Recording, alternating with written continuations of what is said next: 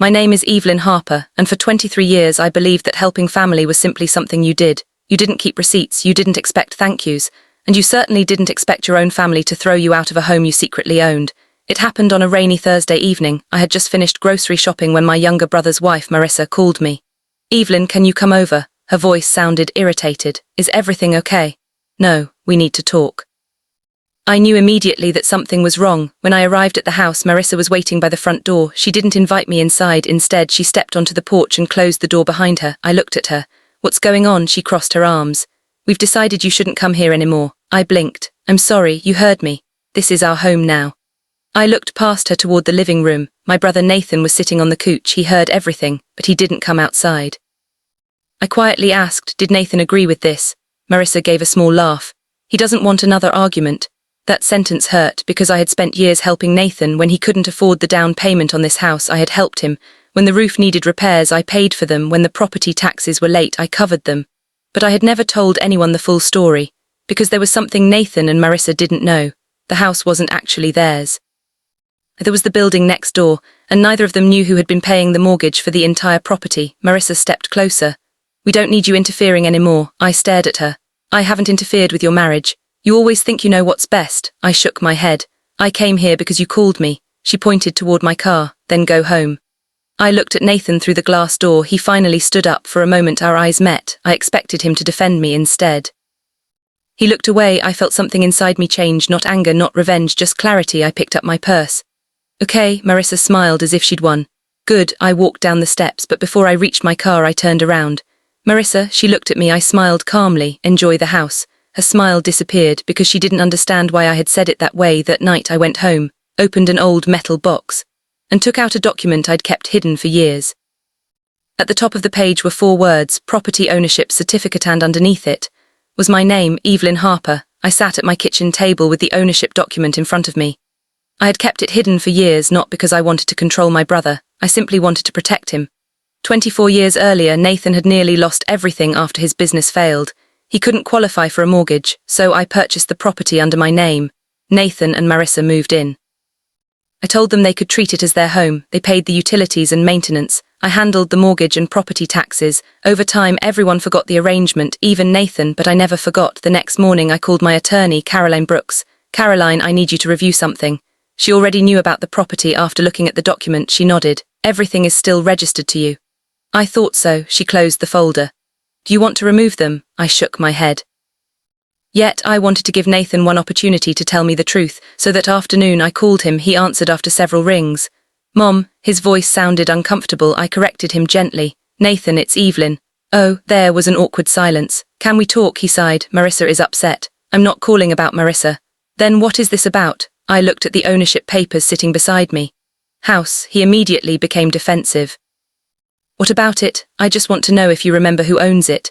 Silence, then he laughed nervously. "Of course I do." "Do you?" "Yes." I could hear Marissa speaking in the background. Nathan covered the phone. A few seconds later he came back. "Evelyn, we're busy." "All right." I paused. "Then I'll let you get back to your evening." Before hanging up I said one final thing. "Check your mailbox tomorrow." He asked, "Why?" But I had already ended the call. The next morning a certified letter arrived at their house. It wasn't an eviction notice. It wasn't a demand for money. It was simply a copy of the property ownership record with my name highlighted. Nathan called me within 10 minutes. "Evelyn," his voice was shaking. "Why did you send this?" I calmly replied, "Because you forgot." "Forgot what?" "That you never bought that house." He went completely silent. Then I heard Marissa in the background. "What does she mean?" Nathan didn't answer her. I continued, "I never wanted to take your home away. Yesterday your wife told me to leave. You let her." Nathan whispered, "Please." "I didn't know." I closed my eyes. "That's exactly the problem." Then Marissa grabbed the phone. Her voice was furious. "You can't do this." I calmly asked, "Do what?" "Take our house." I looked at the document again. "I can't take something you never owned."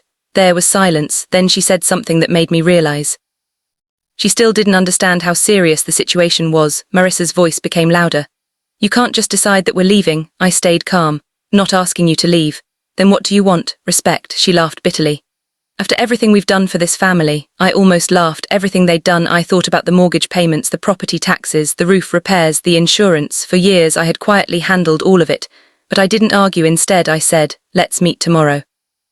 "Where?" "My attorney's office." There was a long pause. "I think it's time everyone understood the arrangement." The next afternoon, Nathan and Marissa arrived at Caroline's office. Marissa walked in confidently. She sat down and crossed her arms. Nathan looked nervous. Caroline placed a thick folder on the table. She opened it. Property at 214 Willow Street is legally owned by Evelyn Harper. Marissa immediately interrupted. That's impossible. Caroline calmly turned the first document toward her. Here is the original purchase agreement, then another. Here are the mortgage records, another, property tax payments, and another, insurance records. Marissa stared at the documents. Nathan slowly lowered his head. I really didn't know. I looked at him. I know, Marissa pointed at me. Then why did you let us believe it was us? I answered honestly. Because I wanted you to feel at home. Never wanted you to feel like tenants. She shook her head. So you're throwing us out now? No, her expression changed. What? I'm giving you a choice. Caroline slid another document across the table. You can continue living there under a formal rental agreement. Nathan looked surprised. Still let us stay, I nodded. But there are conditions.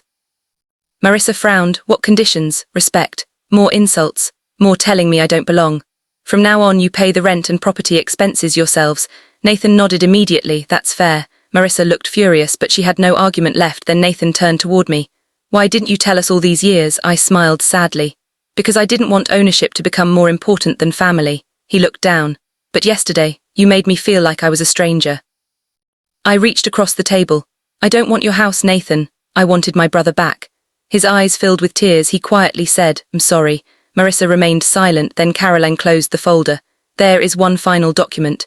Everyone looked at her. She placed it in front of Nathan. It was a letter from me. Nathan opened it, and after reading the first few lines, he started crying. Nathan slowly finished reading the letter. His hands were shaking.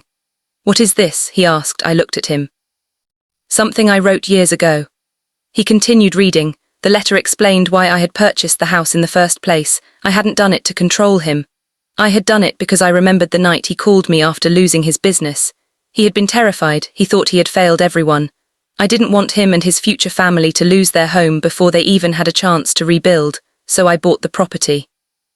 And I promised myself that one day when he was financially stable I would transfer ownership to him, but I never got the chance because life kept changing, and somehow the paperwork remained in my name. Nathan wiped his eyes. You were going to give it to me? I nodded. Eventually. Marissa suddenly looked at me differently. So you weren't trying to control us? No, then why didn't you tell us? Because I thought family shouldn't be measured by property papers. She lowered her eyes. For the first time since I had known her, she didn't have an answer. Nathan stood up. I'm sorry, Evelyn. I looked at him. I'm sorry too. He walked over and hugged me. I hugged him back, but I didn't hug Marissa, not yet. Some apologies need time before they become trust again. A month later, Nathan signed the rental agreement. He and Marissa stayed in the house, but something had changed. They stopped treating the property like something they were entitled to. They started taking responsibility for it. And Nathan began visiting me every Sunday. One afternoon, he brought me a small envelope. Inside was a handwritten note. It said, You gave me a home when I had nothing. I forgot who gave it to me. I won't forget again. I smiled, then I handed the note back. Keep it, he laughed. No, you keep it. I shook my head. I don't need it. He looked confused. I smiled. I already have something better. What? My brother back. He hugged me again, and that was the moment I realized something. Sometimes the strongest lesson isn't taking something away. It's simply reminding people what they were given. Before they forget how valuable it was, the house had my name on the papers, but family was never supposed to be about ownership. It was supposed to be about gratitude.